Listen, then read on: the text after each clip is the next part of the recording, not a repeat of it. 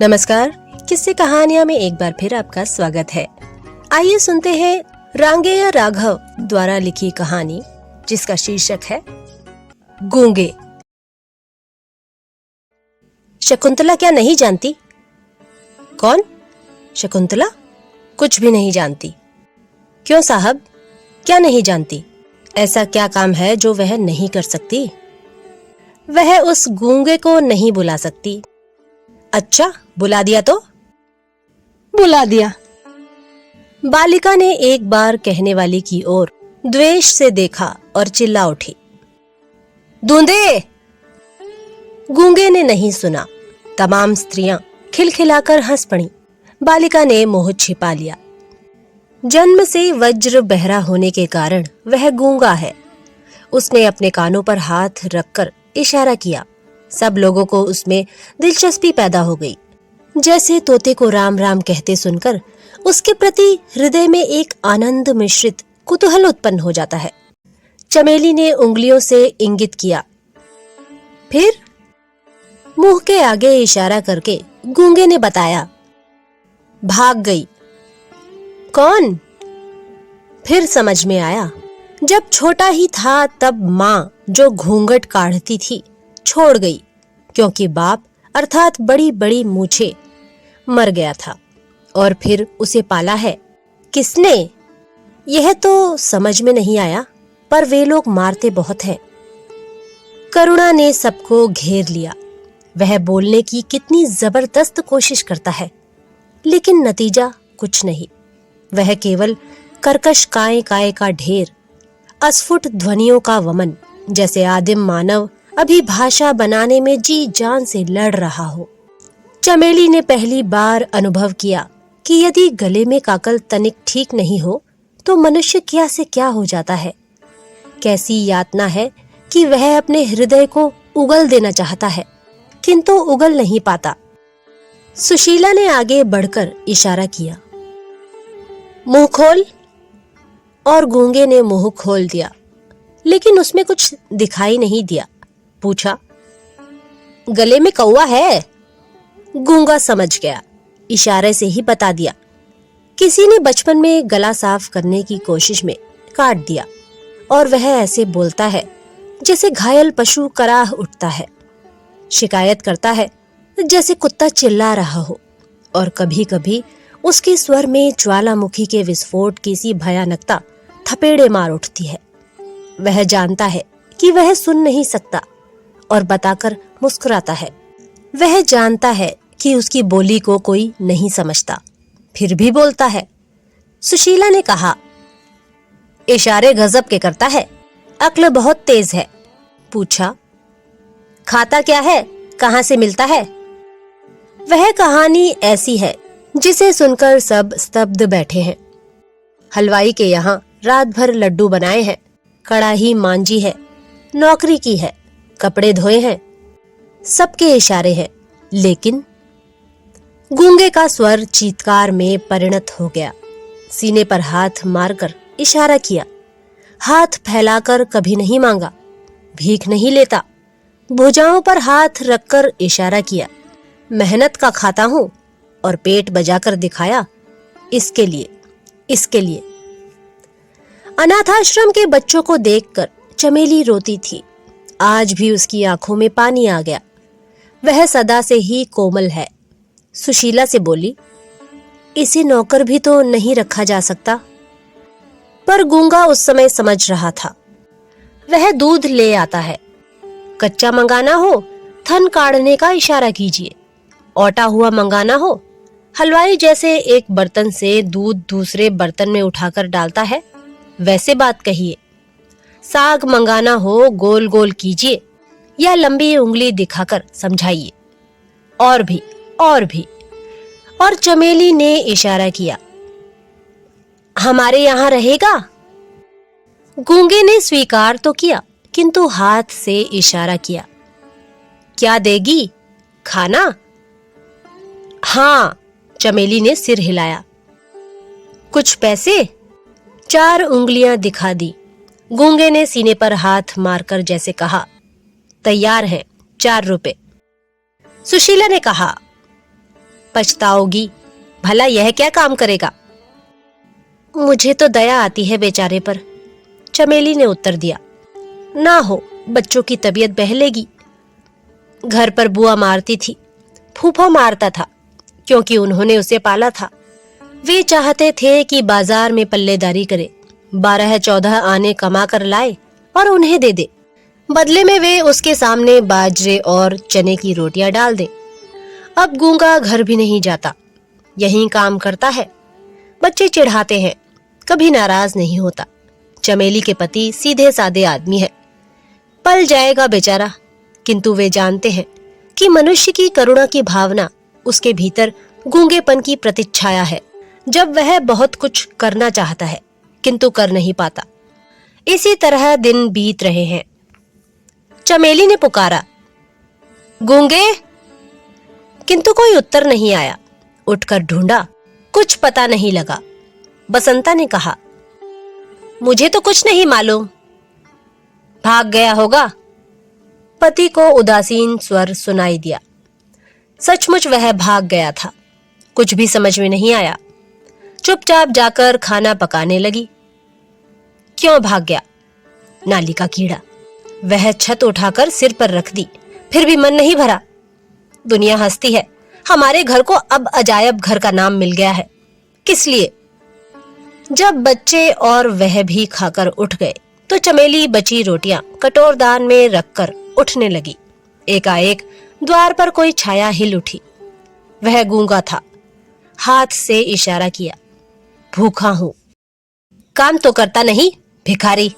फेंक दी उसकी ओर रोटियां। रोष से पीठ मोड़कर खड़ी हो गई, किंतु गूंगा खड़ा रहा। रोटियां छुई तक नहीं। देर तक दोनों चुप रहे। फिर ना जाने क्यों गूंगे ने रोटियां उठा ली और खाने लगा। चमेली ने गिलासों में दूध भर दिया। देखा, गूंगा खा चुका है। उठी और हाथ में चिमटा लेकर उसके पास खड़ी हो गई। कहाँ गया था? चमेली ने कठोर स्वर से पूछा। कोई उत्तर नहीं मिला। अपराधी की भांति सिर झुक गया। सड़ से एक चिमटा उसकी पीठ पर जड़ दिया, किंतु गूंगा रोया नहीं। वह अपने अपराध को जानता था। चमेली की आंखों में से 2 बूंदें जमीन पर टपक गईं। तब गूंगा भी रो दिया। और फिर यह भी होने लगा कि गूंगा जब चाहे भाग जाता, फिर लौट आता। उसे जगह जगह नौकरी करके भाग जाने की आदत पड़ गई थी। और चमेली सोचती कि उसने उस दिन भीख ली थी या ममता की ठोकर को निसंकोच स्वीकार कर लिया था। बसंता ने कसकर गूंगे को चपत जड़ दी। गूंगे का हाथ और ना जाने क्यों अपने आप रुक गया। उसकी आंखों में पानी भर आया और वह रोने लगा। उसका रुदन इतना कर्कश था कि चमेली को चूल्हा छोड़कर उठाना पड़ा। गूंगा उसे देखकर इशारों से कुछ समझाने लगा। देर तक चमेली उससे पूछती रही। उसकी समझ में इतना ही आया कि खेलते खेलते बसंता ने उसे मार दिया था। बसंता ने कहा, अम्मा, यह मुझे मारना चाहता था। क्यों रे? चमेली ने गूंगे की ओर देखकर कहा। वह इस समय भी नहीं भूली कि गूंगा कुछ सुन नहीं सकता, लेकिन गूंगा भाव भंगिमा से समझ गया। उसने चमेली का हाथ पकड़ लिया।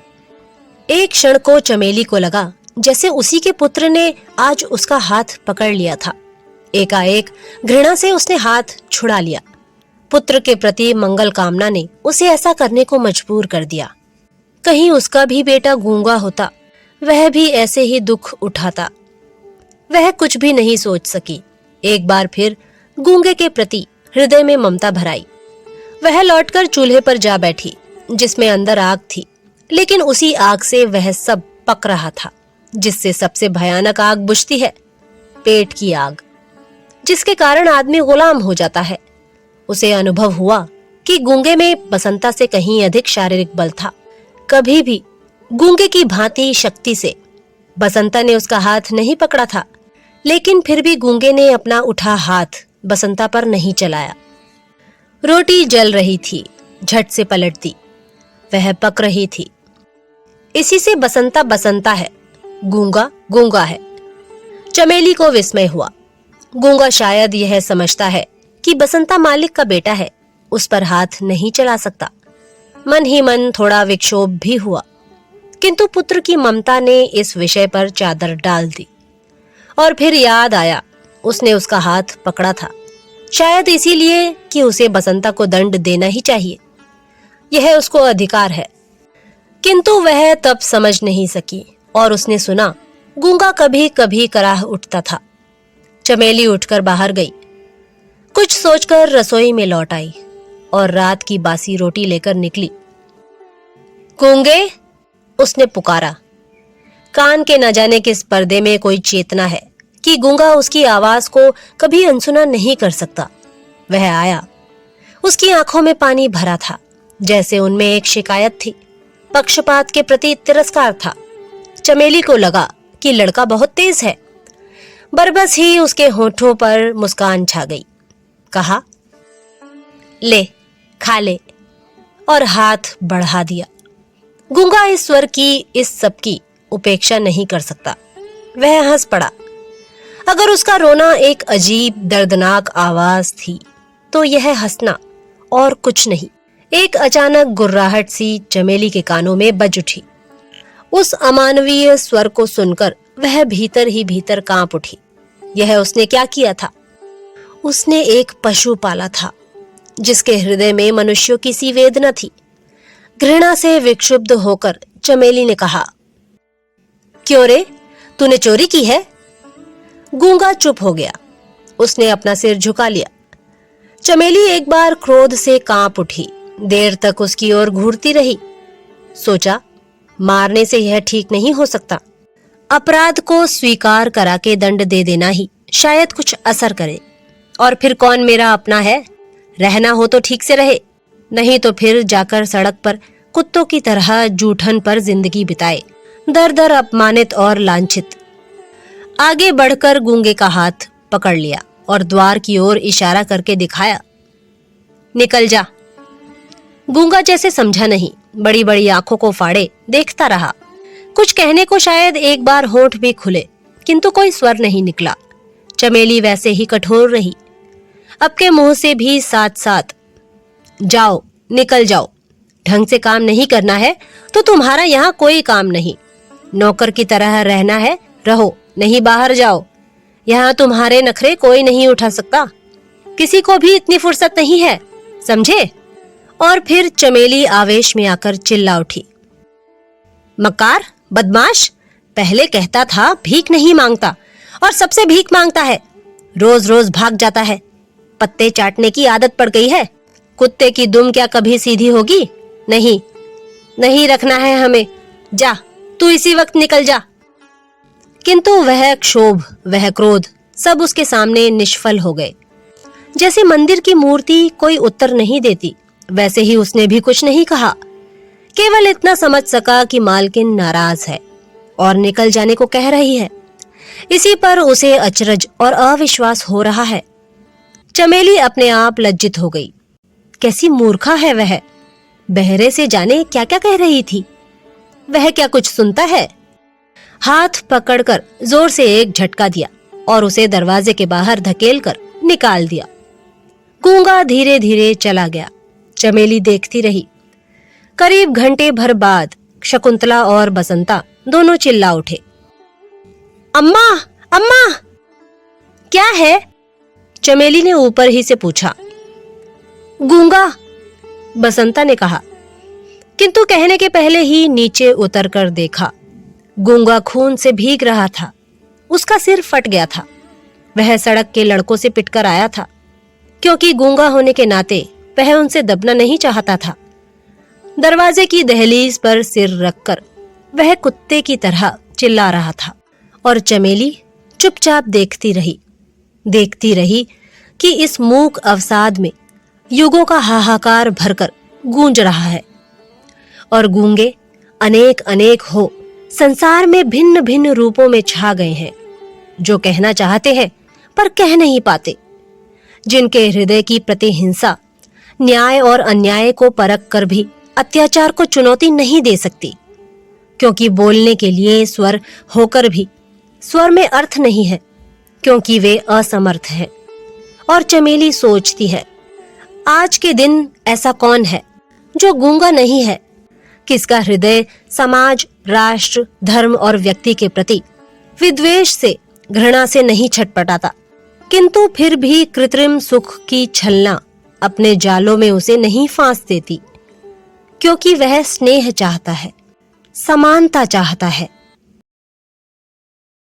आप सुन रहे थे रांगेय राघव द्वारा लिखी कहानी गूंगे। कहानी सुनने के लिए धन्यवाद। जल्द ही एक नई कहानी के साथ फिर प्रस्तुत होंगे। तब तक के लिए नमस्कार।